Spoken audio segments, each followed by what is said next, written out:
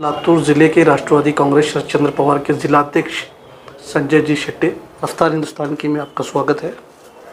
आने वाले विधानसभा चुनाव को लेकर राष्ट्रवादी कांग्रेस पार्टी की क्या भूमिका है और किन किन सीटों पर वो दावा कर रही है?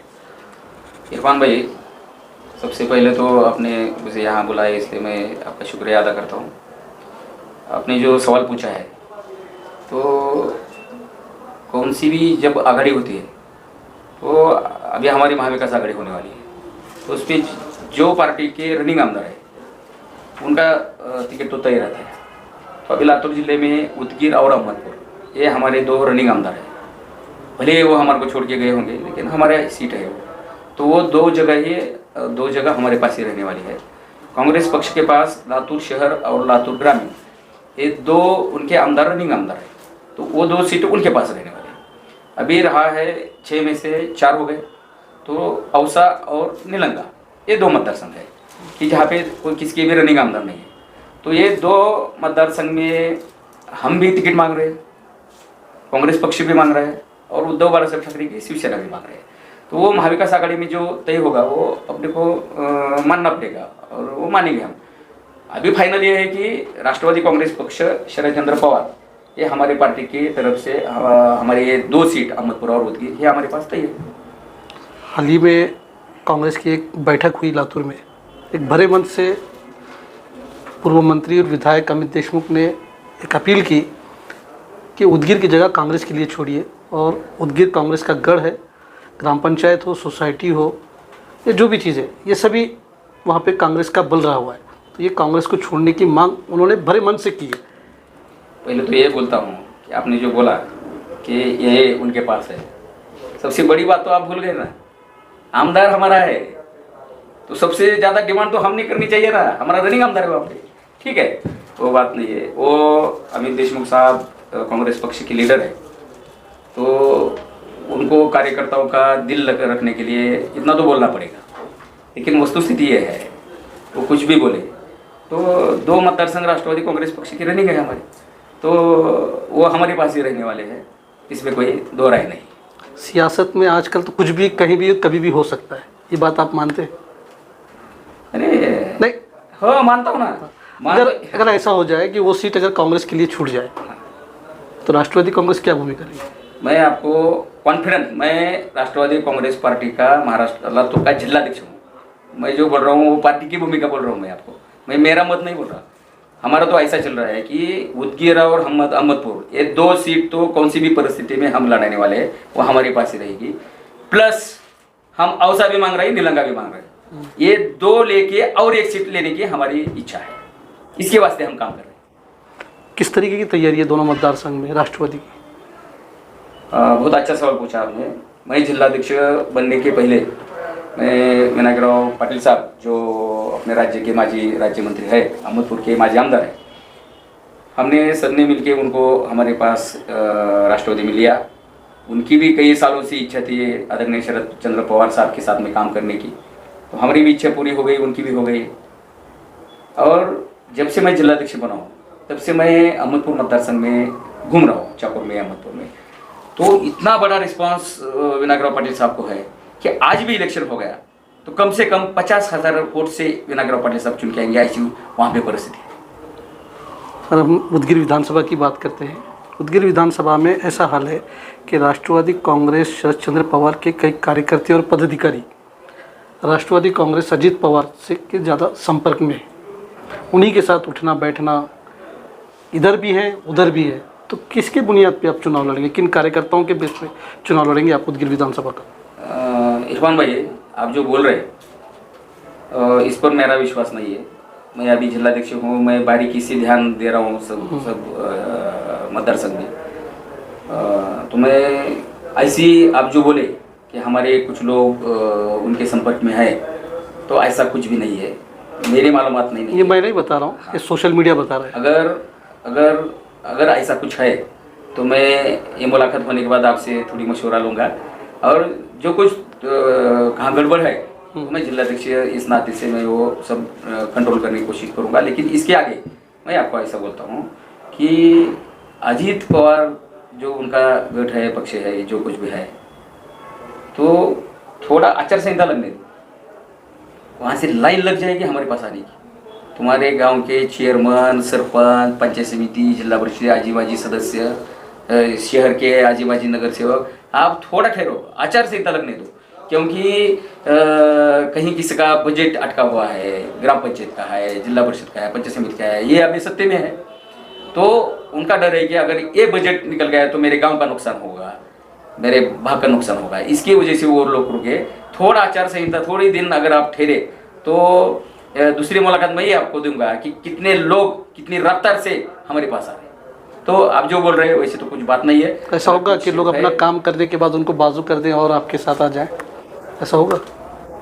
जिन लोगों के काम रुके हुए हैं वो काम करने के बाद उन्हीं के साथ बने रहेंगे ना? जो लोग उनके साथ में काम कर रहे हैं वो लोग उनके नहीं है, वो लोग शरद पवार साहब के हैं।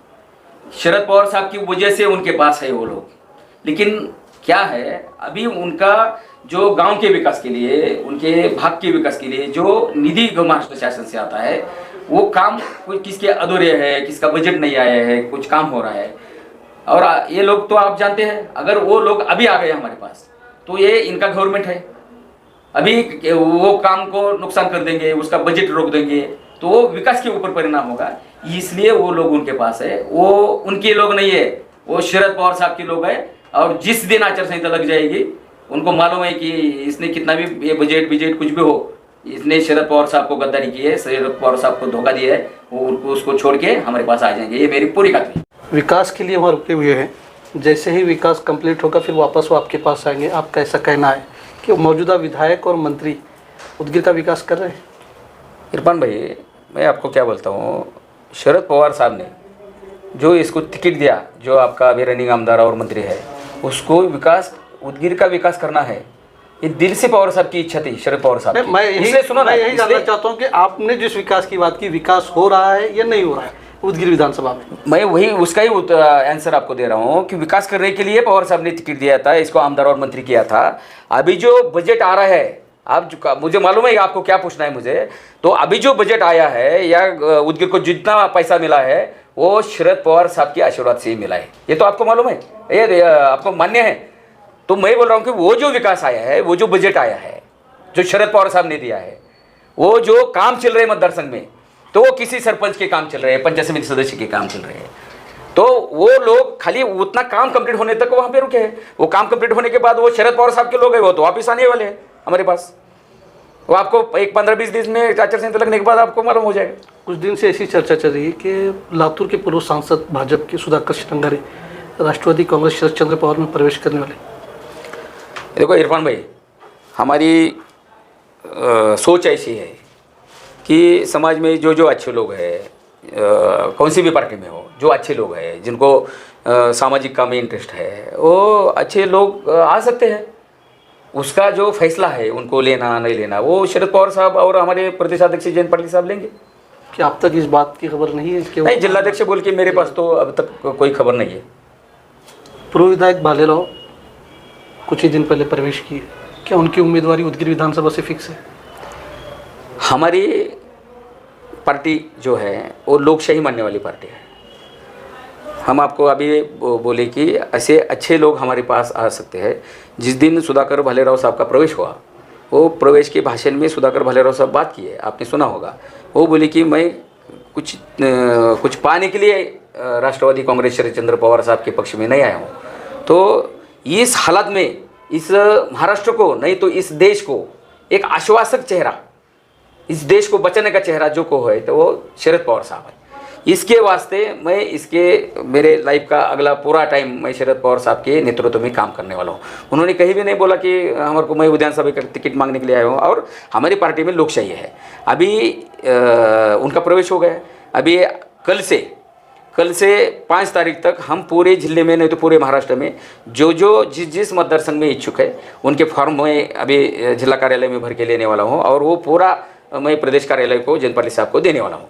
वो होने के बाद जयंत पाटिल साहब और शरद पवार साहब उनकी मुलाकात लेंगे और उसके बाद वो टिकट डिक्लेयर करने का पावर पवार साहब को और जयंत पाटिल साहब को, इस सृष्टि को है, वो उसका निर्णय लेंगे। मैं कैसे ले सकता हूँ?